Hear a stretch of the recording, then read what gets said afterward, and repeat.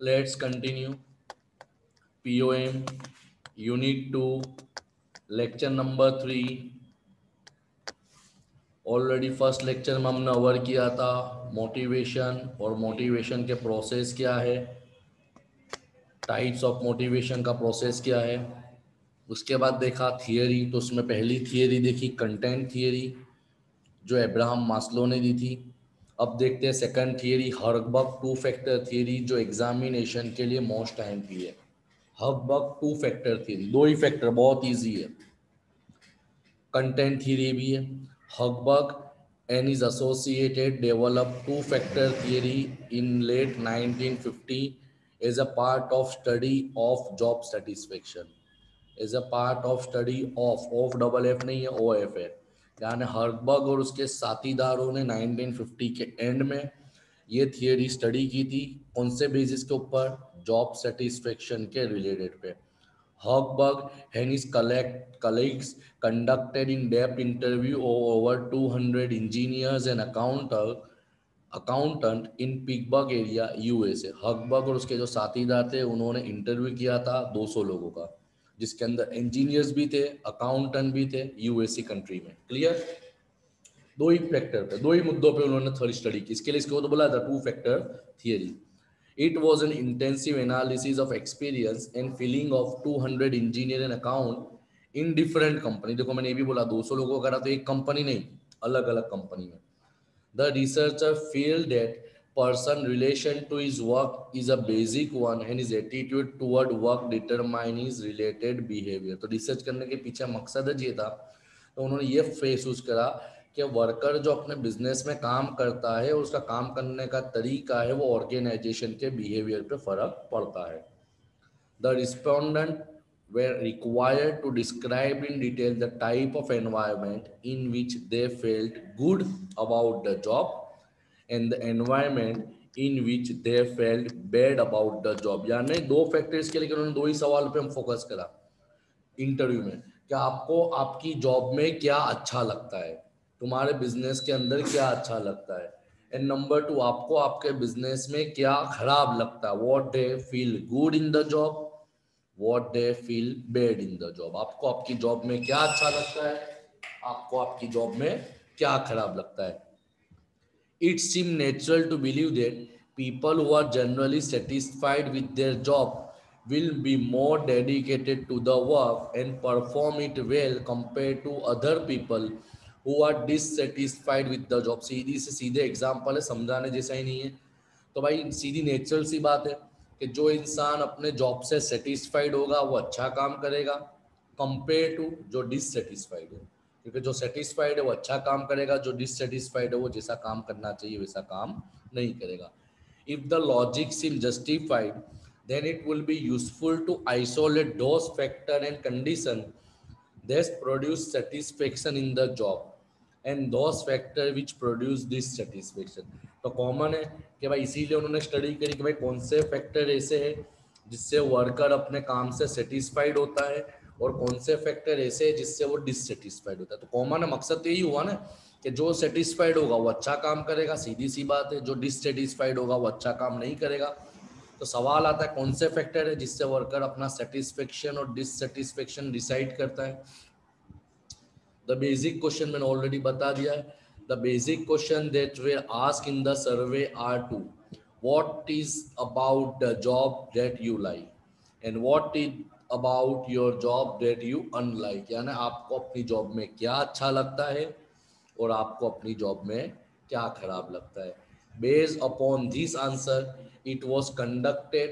There are characteristic or factor that is consistent related to job factor and factor that are related to job satisfaction. तो ये सवाल से automatic पता चल गया कौन से फैक्टर ऐसे हैं जिससे वर्कर अपने जॉब से सेटिस्फाइड है और कौन से वर्कर ऐसे जो अपने जॉब से डिससेटिस्फाइड है. समझ में आया? समझ में आया? आगे बढ़े, कंटिन्यू करें. Herzberg name the factor related to job satisfaction as a motivational factor which is interesting in nature. ये बहुत काम का, ये एमसीक्यू में भी आ सकता है. तो जो सेटिस्फेक्शन देने वाले फैक्टर थे उसको हर्बर्ग ने क्या बोला? Motivational factor. समझ में आया? and the factor related to job satisfaction is considered as a maintenance factor.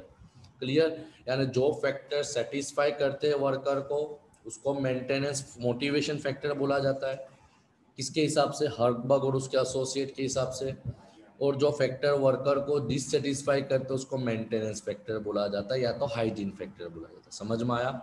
दो सवाल, what you like in the job, what you do not like in the job. अगर आप लाइक करते हो तो आप मोटिवेट होगे, सेटिस्फाइड होगे उसको मोटिवेशनल फैक्टर बोला गया। डिससेटिस्फाइड हो, डिसलाइक है तो डिससेटिस्फाइड होगे, डिससेटिस्फेक्शन को उसने मेंटेनेंस और हाइजीन फैक्टर बोला है। Clear? Needs priority to great extend the types of, अक्खा पॉइंट ये कैंसिल कर दो, ये पॉइंट अक्खा कैंसिल कर दो, जरूरत नहीं। Hubbard concluded from the information from the interview that there were two categories of need dependent on each other, affecting behavior in different way. His findings are there are some job condition which primarily dissatisfy employee. When the condition are absent, their present do not motivate them in the strong way. बहुत बहुत बहुत बड़ा point है, 4 line बहुत explanation दिया है। क्या दिया है वापिस से पढ़ता हूँ। Herzberg concluded from the information, Herzberg ने जो स्टडी करी उससे ये फाइंड हुआ that there are two category of need independent of each other, यानी दो नीड्स है जो इंसान के बिहेवियर पे असर करती है। There are some job condition which operate primarily to dissatisfy employ. कितने मुद्दे ऐसे जिससे वर्कर डिससेटिस्फाइड है। अगर वो कंडीशन एब्सेंट है, कंडीशन का मतलब जैसे एग्जांपल के तौर पे बात करें लाइट, जैसे मैं एक एग्जांपल आपको दे रहा हूँ, समझने की कोशिश करना। मेरा मुंह दिख रहा है? नहीं दिख रहा है, तो कंडीशन क्या होगी कि अगर ये हाइजीन फैक्टर, अगर लाइट नहीं होगी तो आपको मैं कितना भी पढ़ाना चाहूँ आप नहीं पढ़ पाओगे। समझ में आया? तो ये सब चीजें कि ये सब चीजें ऐसी चीजें एब्सेंट होती है जिसके वजह से आपको खबर पड़ी। मैंने लाइट का एग्जाम्पल दिया। इसी तरह आप क्लास में बैठे हो, आधे घंटे हो गए बैठे बैठे, तौसीफ सर नहीं आए, आप डिससेटिस्फाइड हो गए ना, तो सब पॉइंट आते हैं। क्लियर? तो देखो, the first step is refer to as a maintenance factor and second step is a motivational factor. ऊपर ऑलरेडी पढ़ा है कि भाई इंसान मोटिवेट होता है, सेटिस्फाइड होता है, उसको मोटिवेशनल फैक्टर बोला जाता है, और इंसान जिससे डिससेटिस्फाइड होता है उसको मेंटेनेंस और हाइजीन फैक्टर बोला जाता है। तो मेंटेनेंस और हाइजीन में क्या आते हैं? तो according to Herzberg there are 10 maintenance और हाइजीन फैक्टर। कितने फैक्टर है? 10। These are company policy. तो पहला पॉइंट आता है कंपनी के टर्म्स एंड कंडीशन, कंपनी में काम करने की पॉलिसी क्या है, कंपनी के रूल्स क्या है। टेक्निकल सुपरविजन, तुम्हारा सुपरविजन कैसा है, वो भी हाइजीन में आता है। इंटरपर्सनल रिलेशनशिप विद सुपीरियर, तुम्हारे सुपीरियर के साथ, तुम्हारे बॉस के साथ, तुम्हारे लीडर के साथ बिहेवियर कैसा है।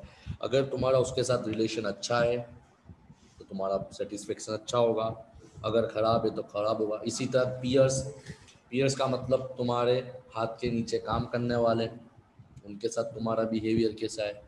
सबॉर्डिनेट, तुम्हारे साथ जो काम करे, देखो सुपीरियर मीन्स ऊपर वाला, पीयर्स मीन्स नीचे वाला, सबॉर्डिनेट का मतलब साथीदार। सैलरी तुम्हारी कैसी है, तुम्हारी जॉब टेम्पररी के परमानेंट है, जॉब सिक्योरिटी कैसी है, तुम्हारी पर्सनल लाइफ, वहाँ का वातावरण, वर्किंग कंडीशन एंड स्टेटस। तो ये 10 पॉइंट हाइजीन फैक्टर में आते हैं। समझ में आया? कौन से 10 फैक्टर? कंपनी की पॉलिसी, नंबर 2 सुपरविजन, नंबर 3 सुनना, relationship with superior, relationship with peers, relationship with subordinate. Clear? Salary, personal life, security of job, working condition and status.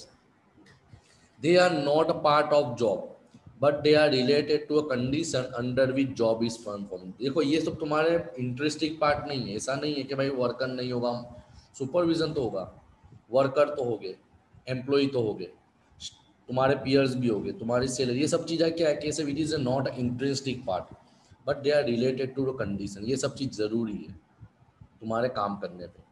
They produce no growth in worker, but only prevent losses in performance due to work restriction. These factors do not motivate people but create dissatisfaction. समझ में आया कि ये सब चीजों से काम नहीं होगा, होगा काम तो तुमको ही करना है। कंपनी की पॉलिसी का मतलब काम नहीं हुआ, सैलरी का मतलब काम नहीं हुआ, काम तो तुमको ही करना है। मगर ये सब पॉइंट नहीं होने के कारण, ये सब पॉइंट तुम्हारे लेवल में नहीं आने के कारण तुम्हारा डिससेटिस्फेक्शन ऑफ वर्क बढ़ जाता है। These maintenance factors are necessary to maintain reasonable level of satisfaction in employee. Any increase beyond this level not provide any sector to employee, but any cut this level dissatisfy them. यानी common है, तुम्हारी salary बढ़ जाएगी तो आपका satisfaction level नहीं बढ़ जाएगा, आपका वर्किंग कंडीशन बढ़ जाएगा, अच्छा हो जाएगा तो सेटिस्फेक्शन बढ़ेगा नहीं। मगर क्या बताए, अगर इसमें कुछ कमी आती है तो आपका सेटिस्फेक्शन लेवल कम हो जाएगा। समझ में आ रहा है? थोड़ी टिपिकल है, समझो इसको 5 बार 6 बार पढ़ना। टिपिकल थियरी है कि अगर ये 10 पॉइंट में से एक भी पॉइंट बढ़ जाएगी, क्या होगी, बढ़ जाएगी, तो सेटिस्फेक्शन नहीं होगा। समझ में आया? सेटिस्फेक्शन नहीं होगा। मगर ये 10 में से कुछ भी कम होता है, कुछ कमी आ जाती है, कोई खामी आ जाती है, तो ऑटोमेटिकली डिससेटिस्फेक्शन बढ़ जाएगा। समझ में आया? अगर ये 10 में से कोई भी चीज पे तुम बढ़ा दे, तो आपकी सैलरी बढ़ा दी, आपका स्टेटस बढ़ा दिया, आपका वर्किंग कंडीशन सुधार दिया, तो आपका सेटिस्फेक्शन इंक्रीज नहीं होगा। मगर कुछ कम कर दिया, या तो आपकी सैलरी कम कर दी, या आपको आपका वातावरण कंडीशन कम कर दिया, तो आपका स्टेटस कम कर दिया, तो ऑटोमेटिकली डिससेटिस्फेक्शन बढ़ जाएगा। समझ में आया? मैंने बोलना यही चाहे शॉर्ट में कि ये चीज में बढ़ावा लाने से सेटिस्फेक्शन नहीं बढ़ता, सेटिस्फेक्शन जितना है उतना ही रहेगा। मगर इसमें कुछ कमी आती है तो ऑटोमेटिकली आपका डिससेटिस्फेक्शन जरूर होगा। So they are called as a dissatisfier. देखो लिखा हुआ है, since any increase in factor not affect the satisfaction. मैंने पहले ही बताया ना कि आपकी सैलरी बढ़ा दी तो आपका सेटिस्फेक्शन बढ़ेगा नहीं, मगर सैलरी कम हो गई तो डिससेटिस्फेक्शन जरूर बढ़ेगा। समझना कि मैं कहाँ पे सेटिस्फेक्शन वर्ड वापर रहा हूँ, कहाँ पे डिससेटिस्फेक्शन वापर रहा हूँ। So these are no use for motivating them, यानी ये हाइजीन फैक्टर से तुम एम्प्लॉय को मोटिवेट नहीं कर सकते। समझ में आया? All this hygiene factor are designed to avoid damages to employee moral and they are not stimulate to positive growth। यानी हाइजीन फैक्टर में जो है वही रहने दो, इसमें कोई कमी मत करो। समझ में? इसमें तुम इंक्रीमेंट करोगे तो सेटिस्फेक्शन बढ़ेगा नहीं, मगर ये हाइजीन फैक्टर में कुछ कमी आएगी तो डिससेटिस्फेक्शन जरूर बढ़ेगा। अक्खा पॉइंट ये बोलता है। Second one is motivational factor. अब ये कौन सा फैक्टर है जिससे एम्प्लॉय मोटिवेट होता है? This factor are capable of having positive effect on job satisfaction and also resulting total production. This factor are related to nature of work of job content and in, ये तुम्हारे job के related है। This factor है positive influence, यानी अगर ये बढ़ेगा तो मोटिवेशन बढ़ेगा। जैसे कौन से अचीवमेंट, रिकॉग्निशन में सराहना, एडवांसमेंट, काम, पॉसिबिलिटी ऑफ ग्रोथ, आगे बढ़ने की क्षमता, responsibility. Many of this factor are related with job content and increase in this factor will satisfy the employee and decrease will not affect the satisfaction. समझ में? अगर ये बढ़ाओगे तो सेटिस्फेक्शन बढ़ेगा, ये घटाओगे तो सेटिस्फेक्शन में फर्क नहीं पड़ेगा। देखो वापिस ऑपोजिट हो गया। सी increased level of satisfaction in employee can be used as motivating to higher level। यानी इस पे तुम जितना मोटिवेट करना है तो तुम ये लेवल से मोटिवेट करो जिससे वर्कर मोटिवेट भी होगा, उसका काम भी होगा। From the point of personal characteristic, individual can be classified into two part, motivational seeker and maintenance Sikar. Motivation का मतलब पॉइंट नंबर 2, मेंटेनेंस का मतलब वो हाइजीन वाला। The motivation seeker generally are individuals who primarily motivated by satisfiers such as advancement, achievement, other factor. On the other hand, maintenance seeker tend to be more concerned with factors surrounding such as job supervision, working condition and पे सीधा के सीधा बताया है कि motivation Sikar का मतलब क्या होता है कि उनको तुम एडवांस कर दो, उनको तुम ग्रोथ कर दो, उनका तुम डेवलपमेंट कर दो, उनको तुम प्रमोट कर दो, उनको तुम टेक्नोलॉजिकली अपवर्ड लेके आओ, उनको तुम रिकॉग्नाइज करो, तो उनका सेटिस्फेक्शन लेवल बढ़ता है, सेटिस्फेक्शन लेवल बढ़ता है। मगर हाइजीन फैक्टर के अंदर कुछ भी तुम कमी लाते हो, हाइजीन फैक्टर में तुम कुछ भी कमी लाते हो, मेंटेनेंस फैक्टर में कुछ भी कमी लाते हो, हाइजीन फैक्टर मेंटेनेंस फैक्टर दोनों एक है, दोनों में कोई में भी कमी लाते हो तो ऑटोमेटिकली डिससेटिस्फेक्शन बढ़ेगा।